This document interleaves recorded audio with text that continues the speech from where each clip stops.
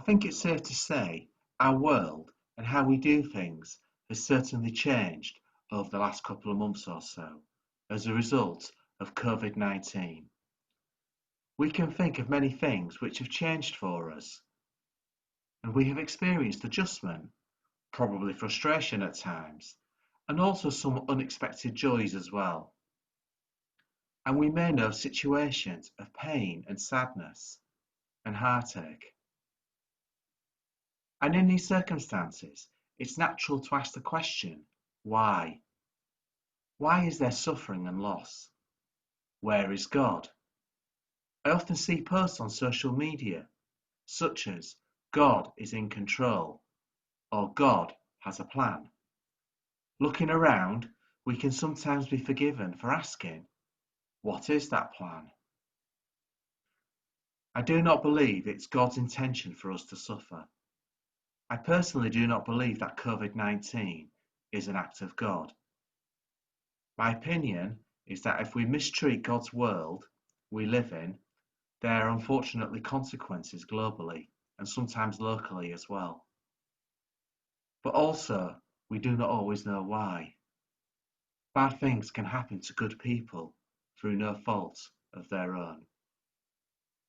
In Jeremiah 29, verse 11, God, via Jeremiah the prophet, says, "For I know the plans I have for you, declares the Lord, plans to prosper you and not to harm you, plans to give you hope and a future." This was a promise for God's people after spending 70 years taken away 900 miles into exile in Babylon. The exile was a consequence of the people continuing to be rebellious, although there would have been good people taken there as well, no doubt. God gave his people plenty of warnings, and it seems to me God did all he could to draw his people back to him and avoid the exile. But none of the warnings were heeded, and in the end this resulted in them being taken away forcibly. But God loved his people and had a plan to restore them. They were to live in Babylon and build houses, increase in number, and seek for the peace and prosperity of where they were exiled to.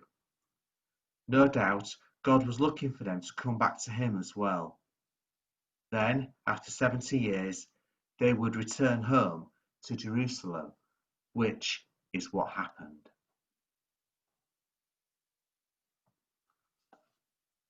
But for this to work, after being exiled, God's people had to comply with his plan.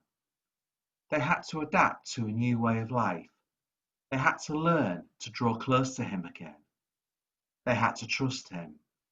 And when they complied, God was able to bring them home.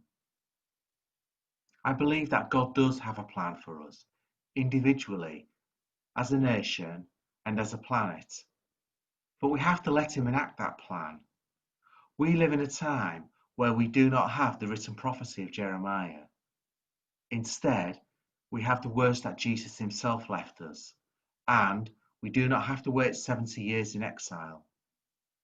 We can come to him straight away.